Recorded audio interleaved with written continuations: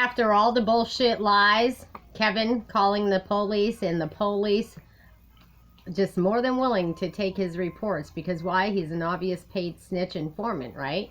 So knowing that, again, Attorney General TJ Donovan oversees the police and the DCF and DHS and everybody, even mental health services, all the counselors, doctors' offices, clinics, every single state governed organization is overseen by TJ Donovan when it comes to DCF, DHS, and everybody that I just mentioned, okay?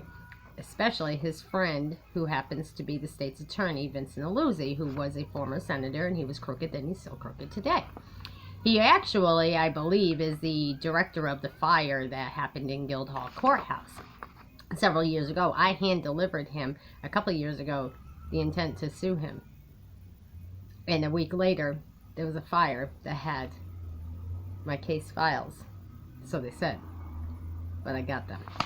Anyhow, so the same people involved, same courthouse, same role players, same Kevin Bickford, same Vermont State Police, same, and I mean same role players, okay? Took these reports. On 3/23, I took a phone complaint from Kevin Bickford that Kimberly Crossan was harassing him at his apartment door. Crossan was at the time the subject of a warrant for her arrest because of all these false reports that Kevin wrote and submitted, called about, whatnot, okay? So then you got, the victim was Kevin. The victim. Well, you're going to hear, the judge isn't very happy about this. Victim.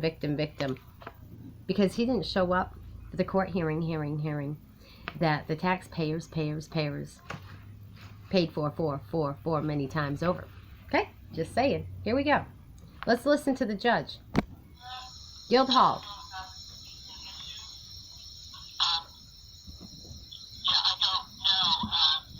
This is Angel. And the judge.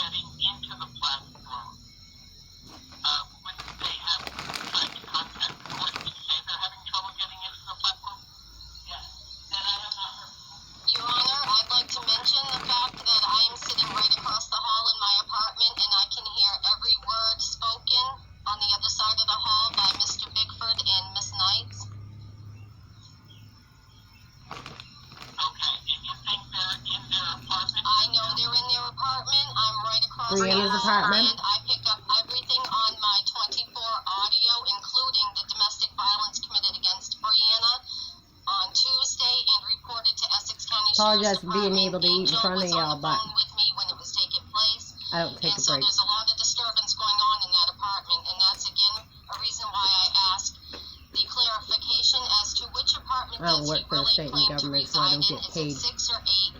Because he's noted by my landlord to be a squatter. And do nothing.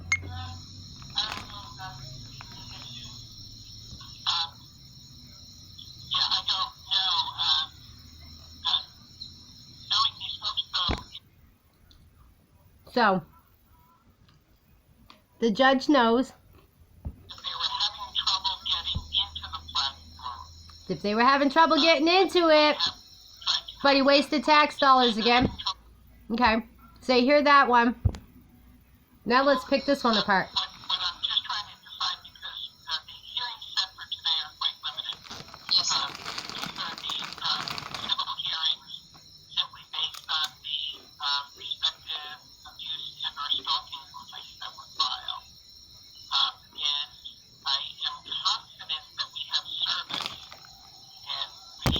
This is the restraining order the judge is talking about.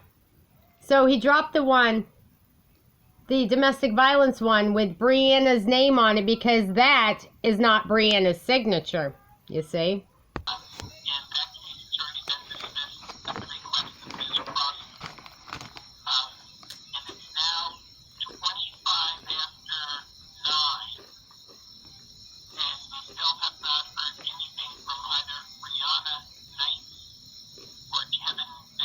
You didn't hear anything from Brianna because she wasn't aware of it.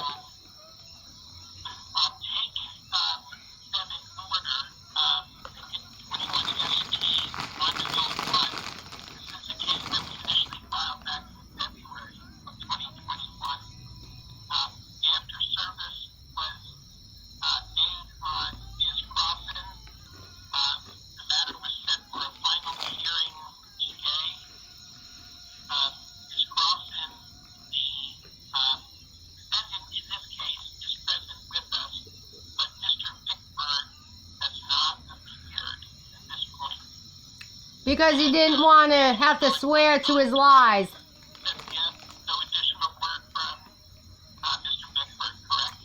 That's correct.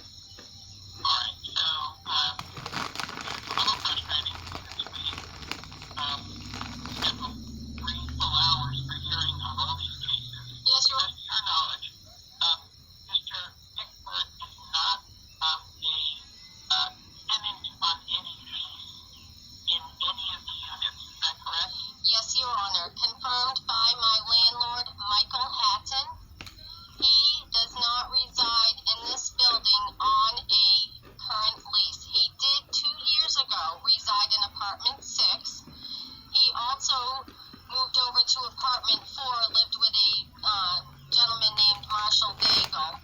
My nephew. Then he moved out of there because he has Brianna's no half-brother. income, and he claimed residency to get mail still at his mother's house, which lives downstairs in number 3. His brother's house downstairs on first floor number 2.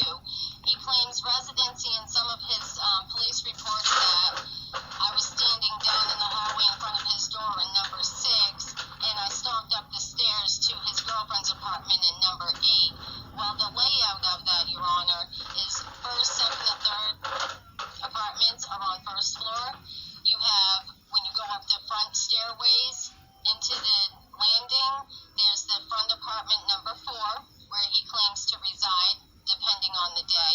Number 5 is a gentleman by himself. Number 6 is where Mr. Dion lives, and Kevin does not live with Mr. Dion. And so then you go upstairs to 3rd, and there's 2 apartments. One side is number 8, that's my daughter Brianna, and her son Jacoby, only 2 listed on the lease. And then across the hall, 2 feet, is myself, which I'm in number 7 by myself with my service dog. And again, it's only like a 2-foot distance. Like if my daughter opens her bedroom door, it goes up against my kitchen door. That's how close we are in proximity. Have previously been made against me.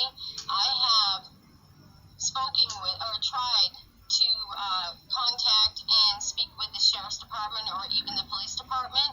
I have continuously commented and contacted internal affairs as well as Sheriff Colby in regards to these complaints made against me that are now in criminal court, and they won't talk to me.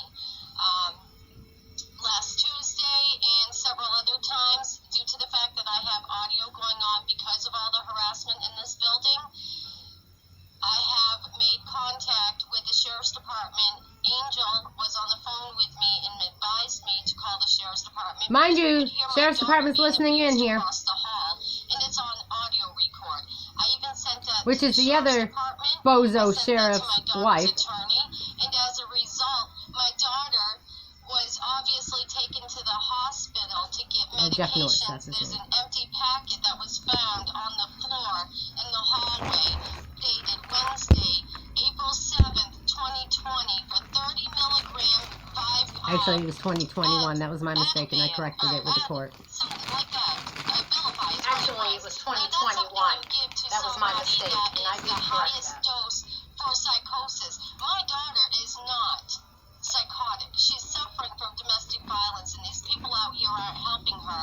My grandson's suffering from it, and because I spoke up about it and told my daughter he doesn't need to be stressing out and yelling at my grandson, who wasn't even 13 months of age, that I'm right across the hall where they wanted me to move, which at the time, Brianna lived in number 4, so I moved upstairs to number 7, and then she moved up across the hall so that we could share an apartment, and I'd be here to help her get on her feet, as she's previously suffering from addiction, and now put on medications that cause addiction. So myself being a sober mom, Like 5 years before that. I have high Christianity values of being a Quaker, and this is all hindering my daughter from being able to heal when she's being subjected to an abuser. Continuously. And the landlord says there's nothing he can do for either one of us because in the state of Vermont, there's squatters' rights. So I'm requesting, I have a pacemaker and a service dog, and we have been completely violated by this man.